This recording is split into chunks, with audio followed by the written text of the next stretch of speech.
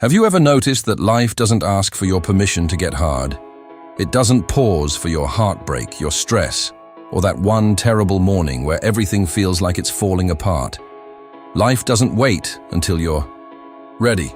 It hits, fast, loud, like a storm rolling in without warning. And when that storm comes, when the winds are howling and the sky is black, you're left with a decision. Will you be guided by what you feel, or by what you know is true? Because let's be honest, everyone wants to win. Everyone wants success, peace, legacy, and inner strength. But very few are willing to face the hardest battlefield of all, the one inside their own mind. We're not talking about degrees, resumes, or applause from others. No, this is about the invisible labor, the quiet battles no one sees, the discipline when nobody's watching, the focus when distractions are screaming. That is the real work. And here's the raw truth. You can only win when your mind is stronger than your emotions. Now let's dig deeper. What does that really mean? We're going to break this down into 5 powerful truths, 5 keys to unlocking the warrior within. Because here's the thing, you feel angry? That's human. You quit in that anger? That's a pattern. And that pattern can cost you everything. I've seen it too many times. People burn bridges, walk away from dreams, throw away years of progress, all because of a 5-minute emotional storm. Ever seen someone storm out of a room, slam a door, say words they can't take back? All because their pride was bruised, or someone looked at them the wrong way, or hit a nerve they weren't ready to face. That's what happens when emotions take the wheel. That's when we hand over the keys to our future, to a moment that doesn't even deserve it.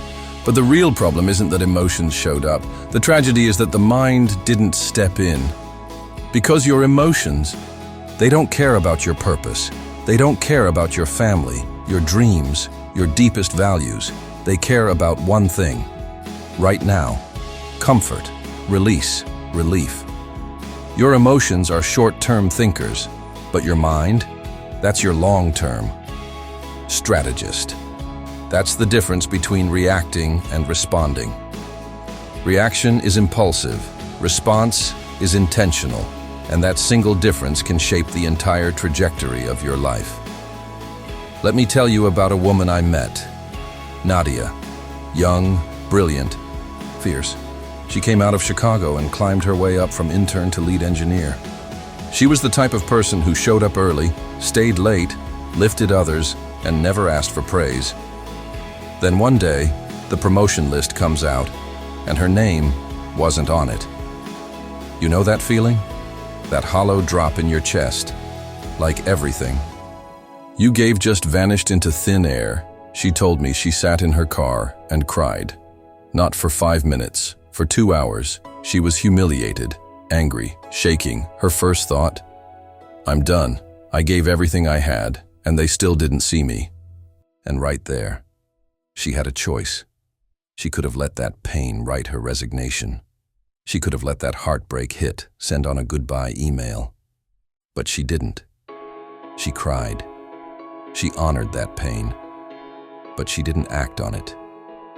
That same night, she powered up her laptop and started looking into leadership programs. She identified the gaps in her skills. She asked herself hard questions instead of blaming the world. And not even a week later, she signed up, on her own dime, for an executive development course. 6 months later, she was leading a high-stakes launch. And finally, the room saw what she always knew she was capable of. 1 year later, she became the vice president. Same company, same office. But this time, the only difference, her mind was in charge. You see, people often think strength means not feeling anything. But that's not true. Real strength is feeling everything and still choosing clarity, still choosing vision, still choosing the mission. Because let's be honest, the mission won't pause while you get your feelings sorted. Life keeps moving. Doors open and close whether you're ready or not. And while you sit in your feelings, the opportunity might pass you by. I'm not saying don't feel, I'm saying don't let those feelings sit in the driver's seat. I remember a young man, senior in high school, full scholarship to a top university. One argument with his coach, and he walked off the team. Not because he lacked talent, not because he wasn't destined for greatness, but because in that moment, his pride shouted louder than his purpose. Years later, I asked him if he regretted it. He didn't speak. He just looked down. And that silence? It said everything.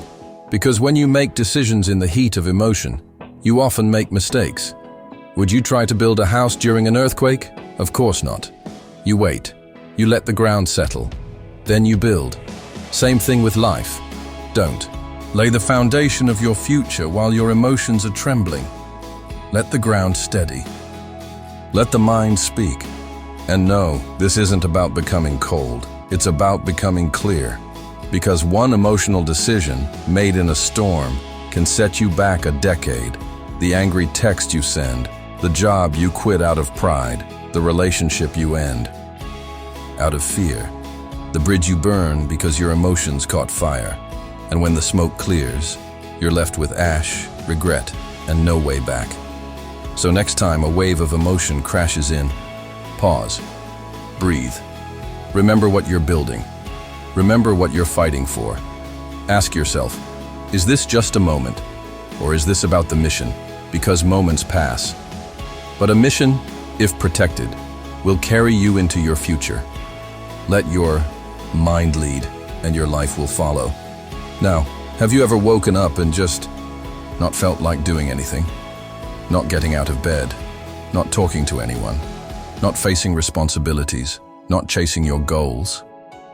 Of course you have. We all have. That heaviness in your body, the fog in your head, the emptiness in your spirit. You lie. There thinking of all the things you should do, yet your emotions pull you in the opposite direction. That feeling is real. But here's what separates the people who win from the ones who just wish. They do it anyway. Discipline doesn't come from motivation. Motivation feels good, but it's unreliable. You can't build a life on motivation because motivation only shows up when the sun is shining. Motivation loves comfort. But discipline? Discipline shows up in the rain. It shows up when your heart is hurting. It shows up when your emotions are screaming, not today. Discipline doesn't ask how you feel. It tells you what needs to be done.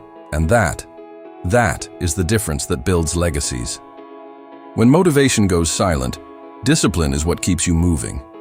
Because discipline doesn't ask how you feel. It asks if you're ready to do what needs to be done. Discipline shows up anyway, quietly, relentlessly. It appears when you're standing at the crossroads of choice, between the soft couch, the open fridge, the warm bed, and the road that demands more from you. But instead of giving in to comfort, you rise. You set your alarm for 5 a.m., and when it blares through the darkness, and your bed whispers, "Just 5 more minutes," discipline becomes the voice that calmly responds, "No, we've got things to do." It's the quiet decision to shut off distractions, to mute the world, and focus on that one thing that moves you forward, even when it's the last thing you feel like doing. Now don't get it twisted. Discipline doesn't mean becoming robotic. It's not about cutting off your heart or silencing your soul. It's about reclaiming your power. It's about self-respect. Because your future, your peace, your legacy is shaped by what you do when no one's watching. When there's no applause, no likes, no finish line in sight. That's where true strength is forged. In silence, in repetition, in the daily choice to rise above ease. Do you think Serena Williams woke up every morning thrilled to train until her legs burned?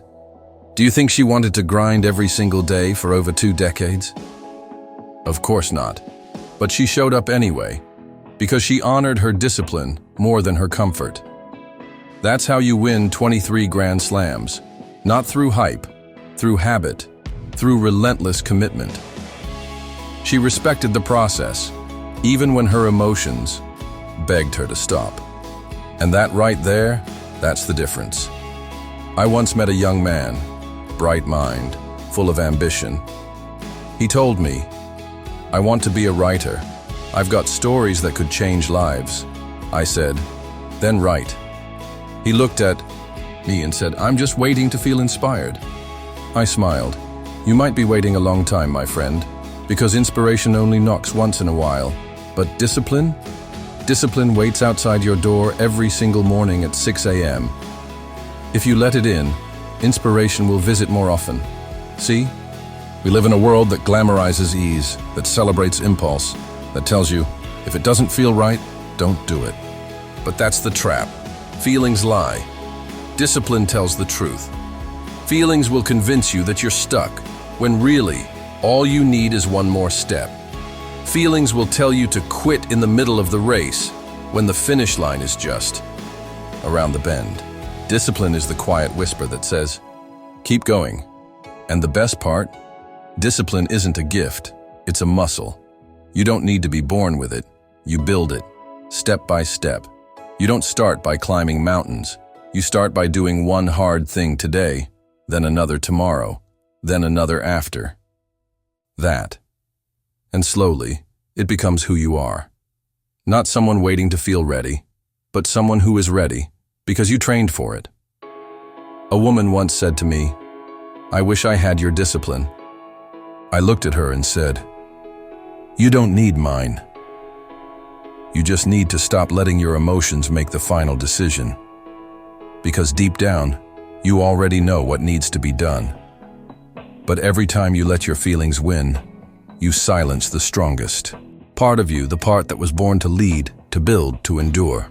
So next time you don't feel like doing the thing, pause, breathe, and remind yourself, every great life was built by someone who did what had to be done, regardless of how they felt. Because success doesn't belong to the emotional, it belongs to the disciplined.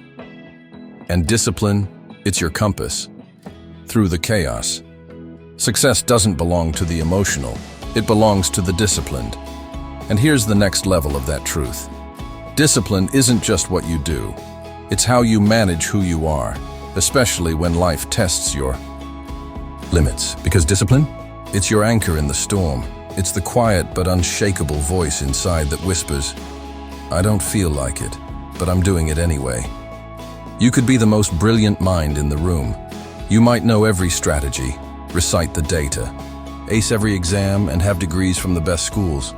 But if you can't manage yourself, your emotions, your reactions, your ego, then all that brilliance, it becomes noise, just noise. You see, intelligence might open the door, but it's emotional intelligence that keeps you in the room. That's the part most people never teach you. You don't rise because you know the most. You rise because you know yourself the deepest. I've seen incredibly talented people, brilliant minds, get passed over. Not because they lacked skill, but because they lacked control. Because every meeting turned into a battlefield. Because they couldn't take feedback without flinching, crumbling, or exploding. Because their reactions were louder than their results. They couldn't read the room. They couldn't sense the energy. They never learned to pause before speaking. And instead of reflecting, they blamed others. Genius-level intellect, paired with zero emotional maturity. And that's like handing a toddler a loaded weapon.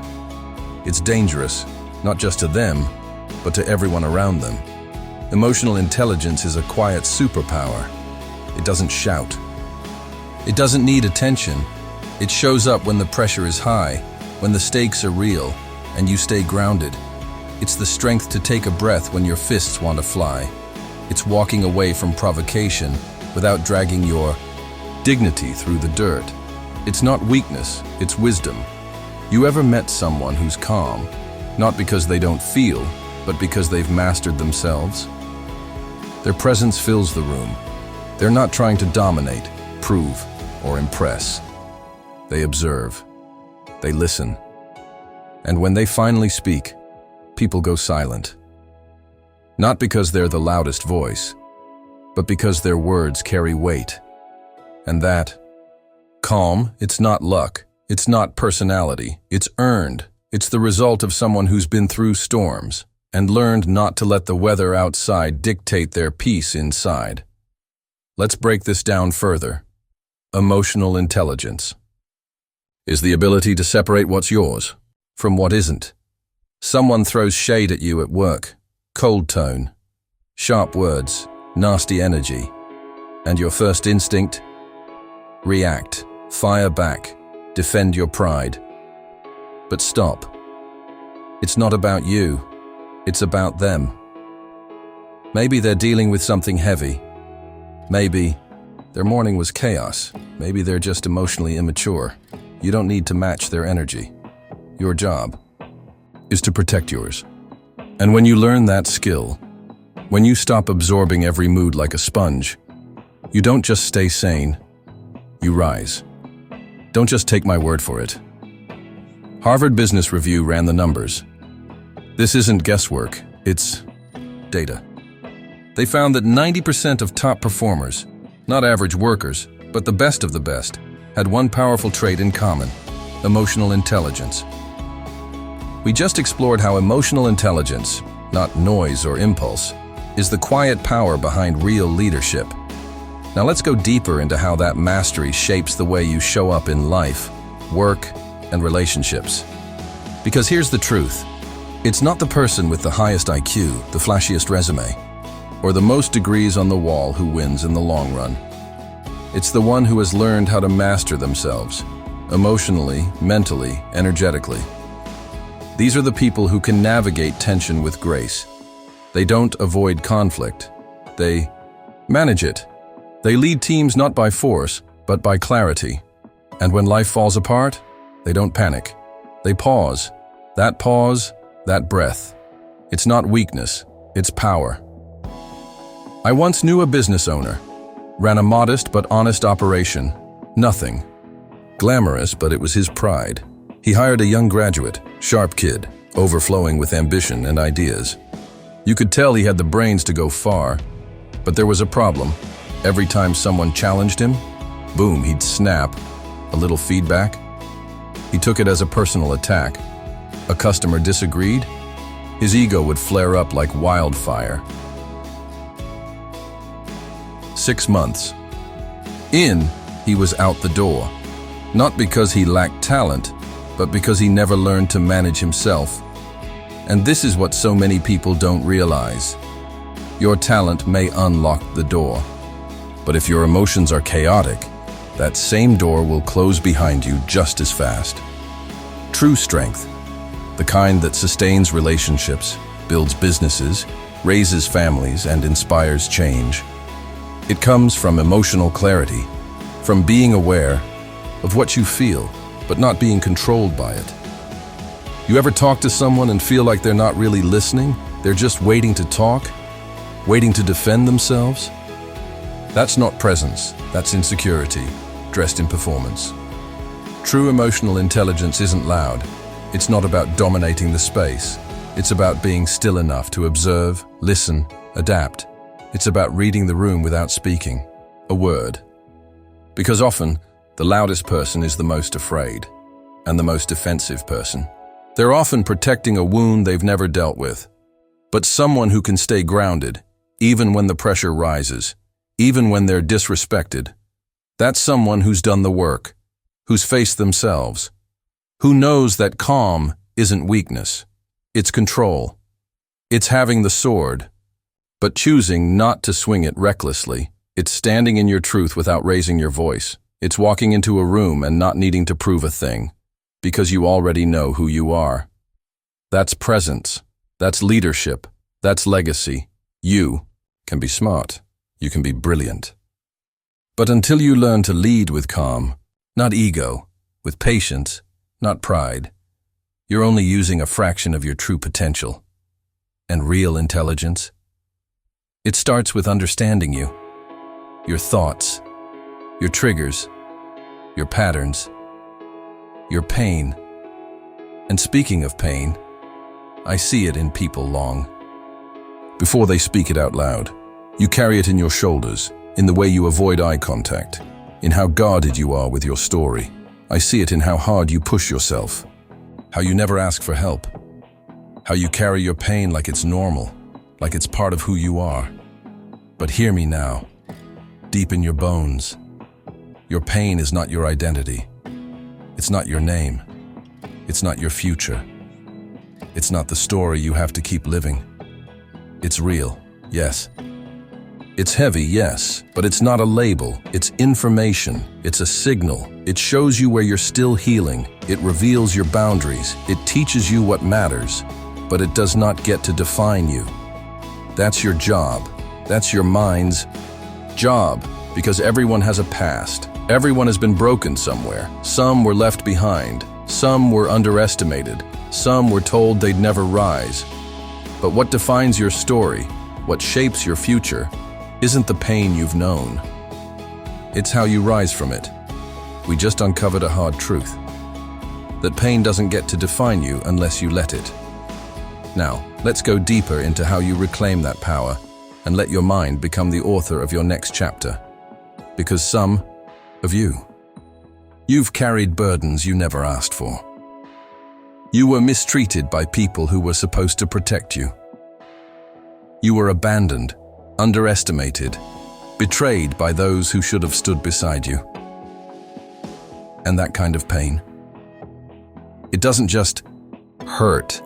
It shakes the ground beneath your identity. It whispers lies, lies that say, this is who you are now. You are the pain. You are the fear. You are the damage. And when you hear that long enough, you begin to wear it like armor. But it's not protection. It's a prison. The danger of emotional wounds isn't just the pain.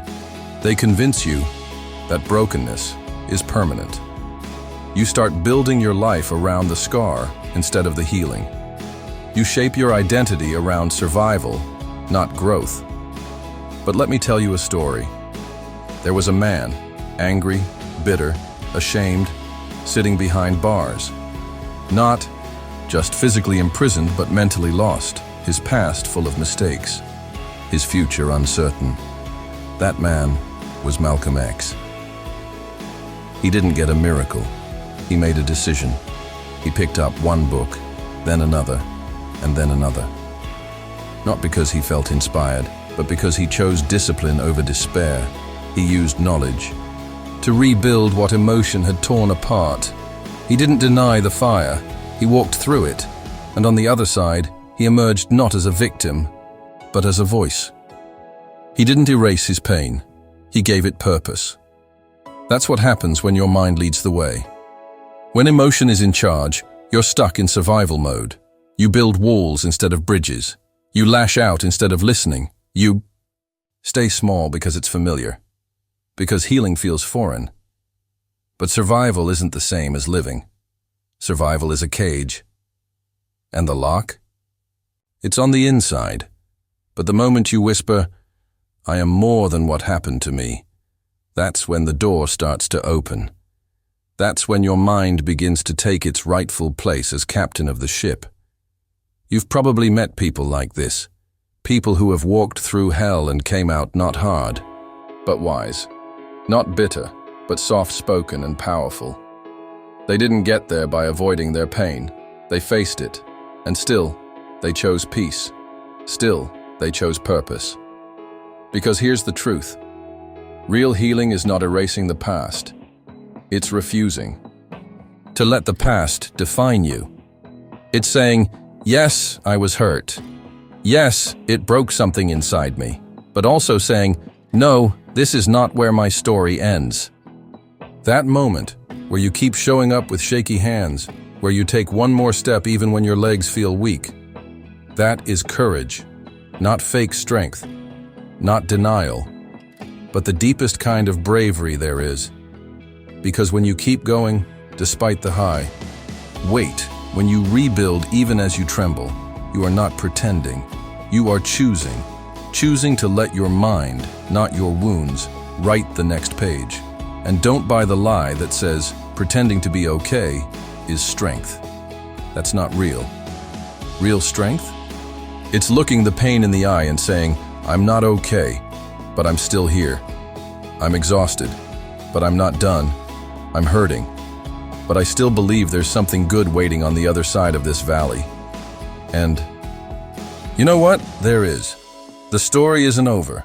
You're just getting to the part where the main character finds their power. And that main character is you. We just talked about what happens when you choose to keep showing up, even when you're hurt. Now let's talk about what lies beyond that pain, if you dare to step through it. Because beyond the trauma, beyond the heartbreak, beyond all those disappointments that tried to crush you, there's still life, a life filled with meaning, a future that's not built on what broke you, but on what you chose to build anyway. But you'll never see it, not clearly, if you keep handing the pen to your pain and letting it write your story. So the next time your hurt tries to speak for you, when it whispers, "You're not enough," when it screams, "You're broken beyond repair," I want you to do something powerful. Pause, take a breath, and give your mind the microphone. Let it remind you of every single moment you didn't quit, of every morning you got up, even when your soul felt heavy, of every time you chose to keep walking when everything inside you said, "Sit this one out." That's not weakness, that's grit. That's strength woven into your bones. You are not the pain, you are the one who survived it. You're not the wound, you're the warrior who stood up with it and kept moving forward. But here's the thing about emotions. They're sneaky. They'll whisper comfort when you need courage. They'll say, "Take it easy," when you need to push through. They'll convince you to spend now, react now, quit now, because all they care about is relief. But relief doesn't build anything lasting. Your emotions think in minutes. Your mind? It dreams in decades. Your disciplined, focused, purpose-driven mind. It's not chasing a moment, it's building a legacy. And legacy isn't born on sunny days when you feel great. It's built on the hard days, the quiet days, the days no one sees but you still show up anyway. It's in the late nights where you keep grinding. It's in the early mornings where you choose your goals over your excuses. It's in the choices you make when there's no applause, only sweat, silence, and resolve.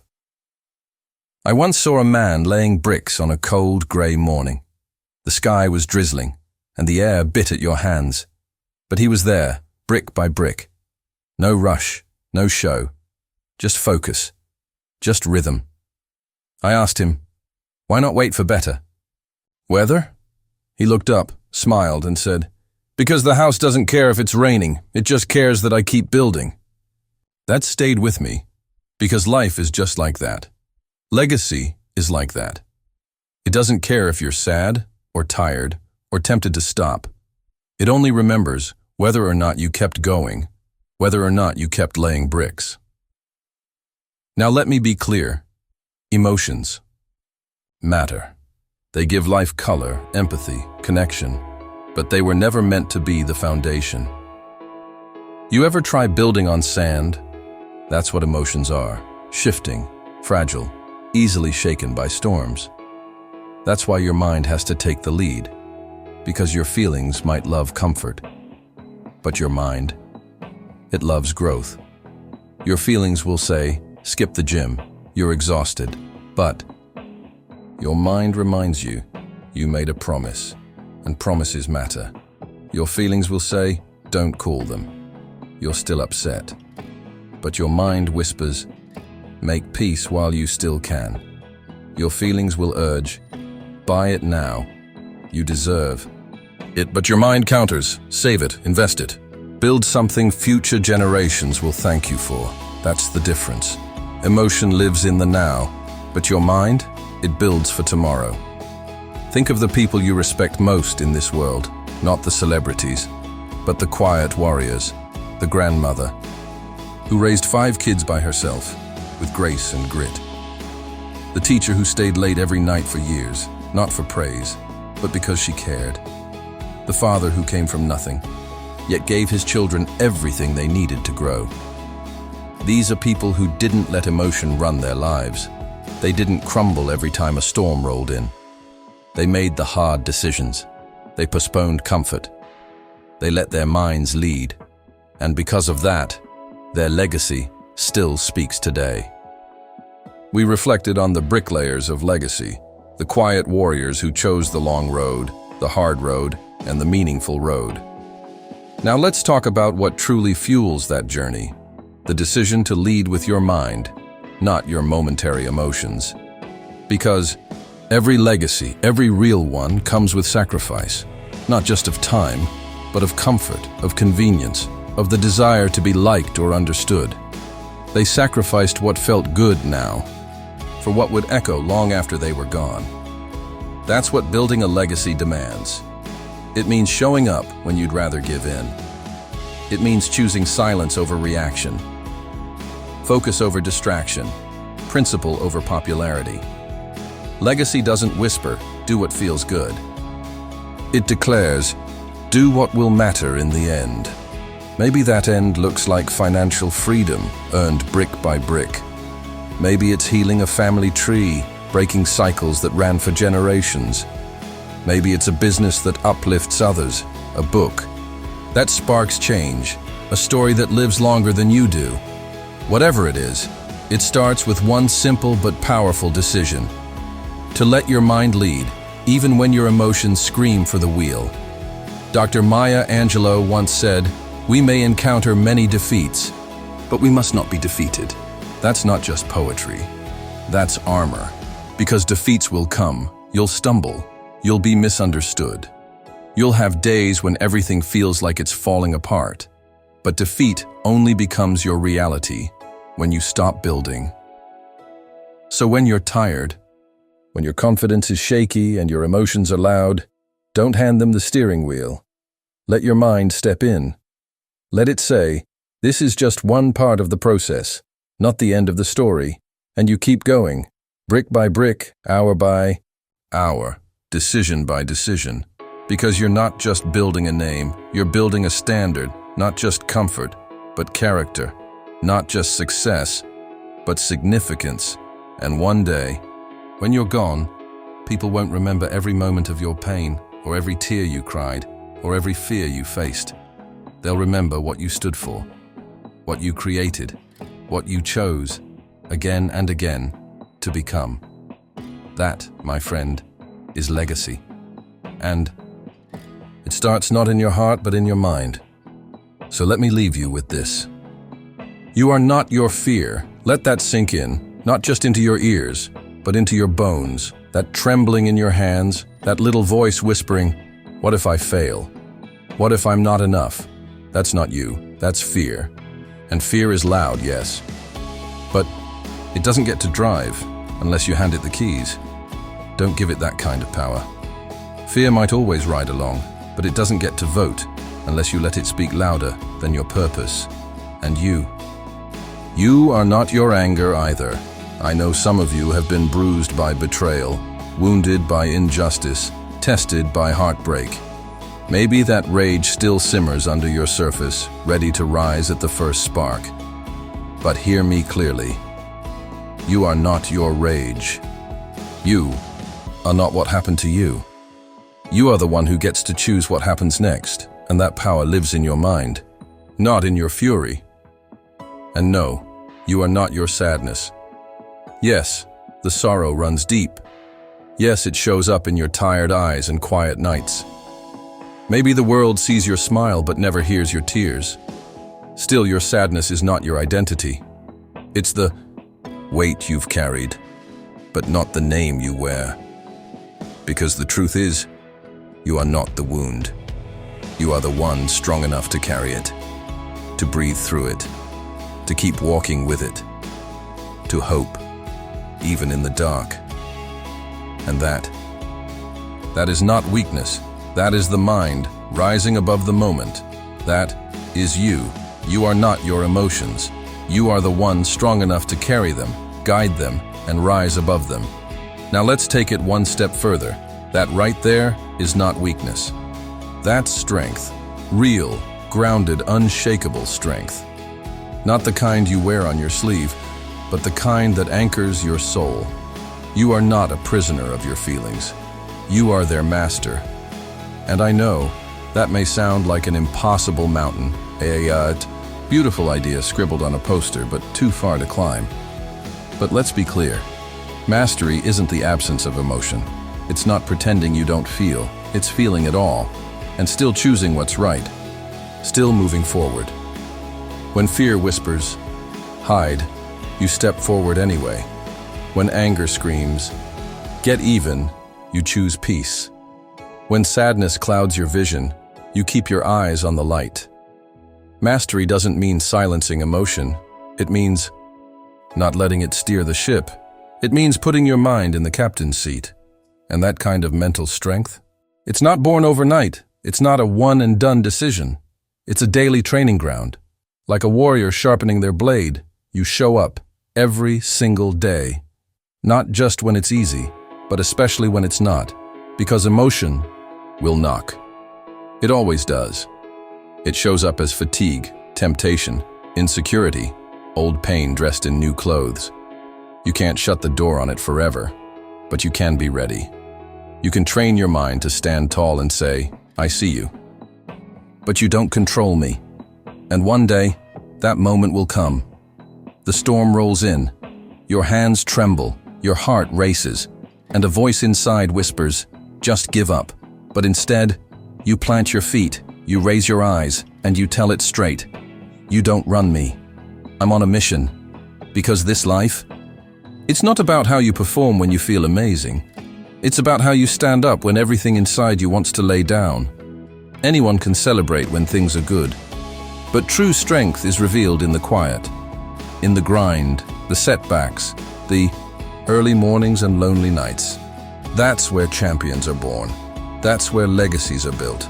Not in applause, but in endurance. You don't win by following every impulse. You don't win by chasing comfort. You don't win by letting fear script your next chapter. You win when your mind becomes your general. When, even in the chaos, you hear that small, steady voice inside say, keep going. You win when your values stand taller than your emotions, when your clarity drowns out your cravings, when your discipline becomes your armor, protecting you from the battles within and the noise without.